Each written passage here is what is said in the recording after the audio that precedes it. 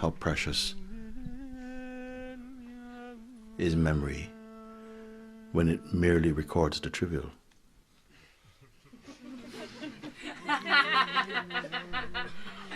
Because very often this is what, if you pay attention to things and now, yes, I can see this thing, but you're much more powerful than you're making out to be. All are much more powerful because you can easily ignore a thing. I don't know where we get this sense that these things are important to really, yes, observe, of course, but there is a point to observing whereby one observes only to make clear that all that appears to you in the form of feeling or thought or memory or desire or whatever, that they're fleeting, just come. When they're there, it seems as though energy goes to them, attention goes to them, and that energy going to them somehow energizes them. And for that moment they feel important. Then when they're gone, they feel absolutely not important. So it's like every moment, it could be that you're in a state of hypnosis, this thing you're looking at, but you need not bother about it. It's almost like you're moving through a landscape and you're driving, and there's a panoramic view of all things, and yet your attention is not fixed on any particular thing. The eyes are open, but they're not shopping for any specifics. There's just an openness. When I say that the senses are functioning, but the mind is not shopping through them. So everything is seen. I can see these flowers or these farms or the trees or the birds, listen to them without entering them. You read some words on a page and you leave them right there. You don't have to be collecting, watching so acutely how the manifestation is moving. Why? Then if you don't do that and become tired, becomes tiresome also, to be constantly even observing, if we have not fathomed really the real purpose or importance of observing, only to clarify, but all this is just momentary, they come and go. Even the great things, they come and go. You cannot keep continuously in contact with any phenomenon. It comes and goes. Having seen this, then the attention is invited to just turn around and to look at where it is arising from even. Look out, and it's a moving story. And the senses follow. Look in, and there's a stillness. There aren't some rolling eyeballs inside looking around. There's a stillness. And the seeing is occurring just spontaneously. I asked someone, who is looking out from behind those eyes? And this man, he says, I have to say, conditioning is looking out. I said, this is a very good answer. No. But what sees the conditioned seer?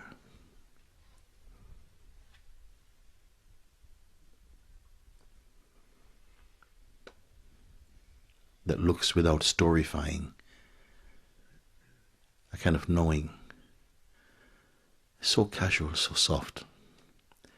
Not picking up pebbles on the beach of life. There's a silence. And when an action needs to happen, there's a spontaneity about it. Haven't we noticed? Must we always be pushing, always be pulling, always be picking up? Then we miss altogether that exquisite stillness, that emptiness, because it seems as though the mind a little bit is afraid of it. I'm going to get swallowed up in this infinite thing, and I'll lose my autonomy or privacy. I don't know what is going on there. Pay attention to that.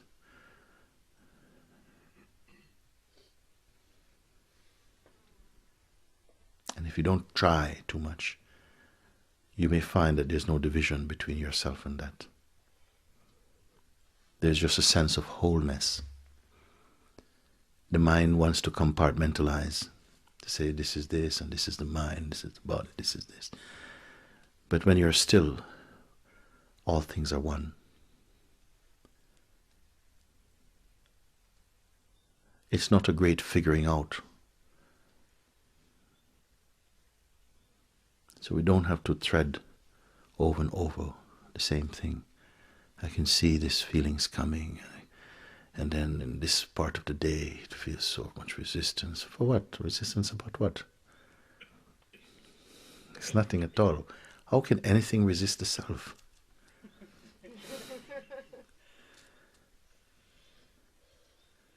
It is just such a fiction. Everything is only an appearance, momentary, and only important thing is to really see where you're placed. What is your real position in all of this? You're not merely an object, but there's an object which is a part of your aspect, your expression. But deeper in, there's just a field of being. We're moving, eating because this body is here, and you're alive in this body also.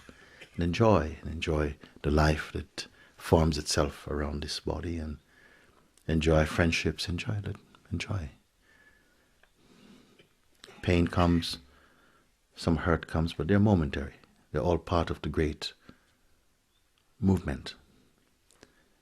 All of them you can bear, and much more easily when you are somehow confirmed in the right place. But if you make yourself a little thing, this person who has to move about and has to protect and to make sure everything is fine, and you're Miss Busybody, always up to something. It never allows you to simply just rest in your being. You eat your food standing up. Just time is money. It's okay for a while. We have to have this taste also. But all this time? Yeah, I'm done with that. It's still, and that's, I can see that the few days before coming here, that's why I was exhausted when I got here. Somehow I'd just been busy, and the question why instead of who was running round in my head. Go to this place now, this place where you have no association.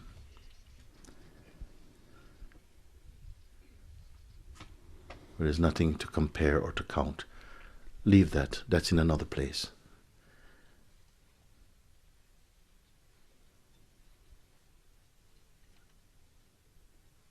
Pull yourself in.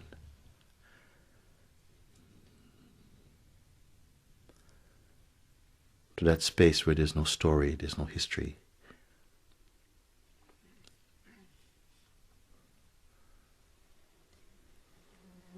Is there some fear? How long will it take? No time. Does your senses stop functioning? They're there, same way. Does suddenly this scene disappear and is replaced by some vacuum? Everything is there.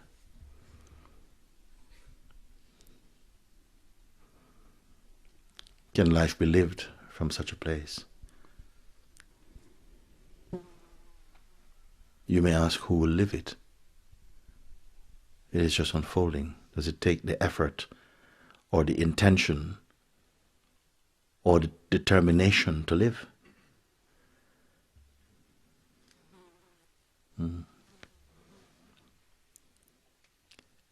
Perhaps we have a different idea of what we want or how it should be or something. I don't know. I point you only to that which is in itself effortless, which is worth full discovery of. Then you may return to the field where there's effort. Of course there's effort, but there won't be strain.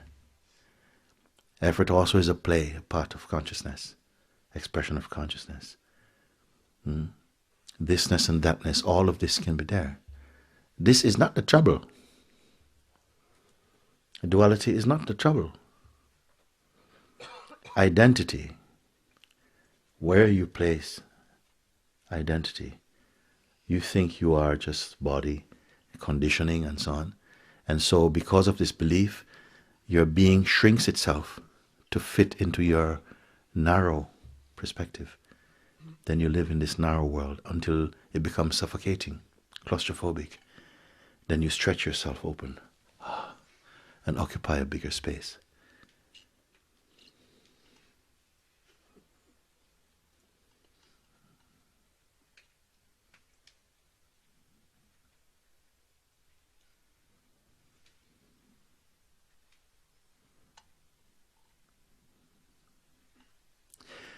If you can, pay attention to this feeling of I. Don't wait for trouble. Just feel the pulse of the feeling of I. Don't add anything to it. Feel the sense, I am. It is just there. It is not a metaphysical thing. It's just the most natural knowledge in us. The awareness, I am. Just be aware of the I amness, the sense of presence. And don't allow it to combine itself with any other thought or desire or movement. Keep it alone to itself. In the beginning, it might feel to take some effort to keep off the tendency to hold on to other thoughts and drift off into a sort of stream of thinking. But if that happens, don't worry, don't judge. Come back to that place. Do not combine yourself with any thought or any intention or any image. Stay only with the feeling, I am. Gradually, the weight of other impressions will slide away, and a subtle vibration will come. Is felt. It is always there. But there's a dullness in the mind that doesn't pick it up, like it has been tuned in to another frequency, the frequency of thought. Now it will gradually just reacquire or get back in touch with its own natural vibration and be with that. It was very pleasant feeling, very light. And one finds that you can move freely. You don't have to be tight. You don't have to be spiritual. There's just an easiness and a sense that wherever I am okay. And if you feel again the sort of traffic, the noise is coming back, again find a quiet space just for a few moments and clarify center yourself in yourself and move on. Get used to it. After a certain point, it will become so natural for you. You will not think anything is so much outside. You stop feeling that you are a body with consciousness in it and feel more that you're consciousness with a body in it. If you feel you're a body, you have a certain size, a certain weight. But as you recover from this sleep and begin to recognize, not through mere belief, but through attention, that there's only the imageless field of consciousness there, then you will be sizeless, weightless, light, open, alive. So follow that simple exercise. Now you have the time just to keep the sense of being without thinking about it or interpreting or wishing things upon it. Stay only in that feeling of being, of I am, of presence. And don't divide. Don't follow anything. Just stay in it. Let the attention stay with it. Marinate in it. It is enough. It may seem oversimplistic or even naive to give such a simple advice, but follow it. It works. And do it over and over again. In the beginning, it will feel like your battery charging up again. And then when it runs down, you charge up again. Just staying here. You don't even have to call it meditation or anything. But it is the most potent meditation. And simple. Even the children, they do it. And they find it so easy and so delightful just to drop everything or leave everything aside. You don't have to pack it away, but just stay in that sense, the natural sense of being. Something may say, but how do I find that? But don't trust that voice. We've trusted too long, this voice. It makes what is obvious feel distant. It is your natural state of being. When you feel I, it actually denotes consciousness. I is consciousness. But it has been contaminated through conditioning to reduce itself only to the confines of the body and conditioning. Now you must reclaim.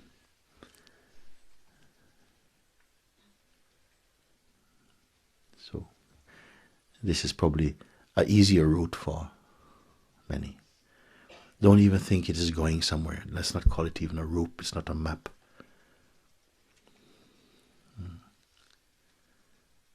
Don't pay any attention to thoughts, even if they seem like they're important.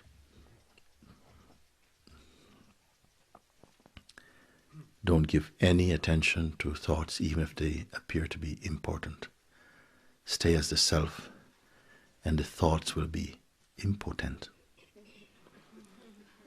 Stay as the self like that. Otherwise, some thoughts will begin to leak in. They'll give little messages to sabotage your seeing. Raise doubts in you.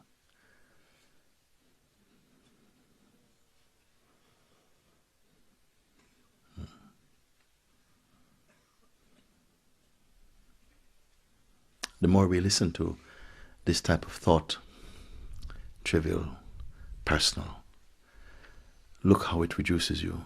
When you speak, you feel nervous, shy, defensive, oversensitive. All these are the outcome of giving too much importance to this type of low energy thought. So cut the juice to them. Stay in the silence of this very pure state of being. After a while, spontaneously, another thing may come. But I don't want to speak about it. I'd rather hear from you.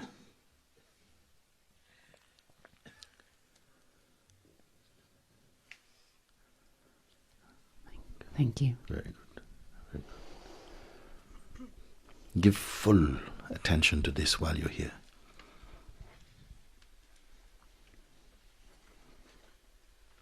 Time is slowly counting down in terms of our actuality and being in this space, probably. But there is still so much opportunity, so much space. Put full power into it. Don't be casual, don't be distracted.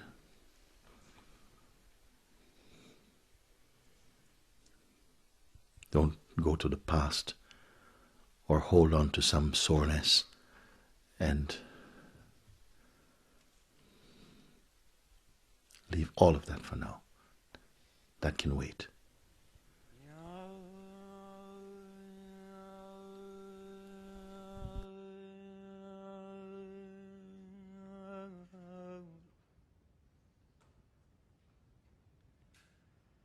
Yeah.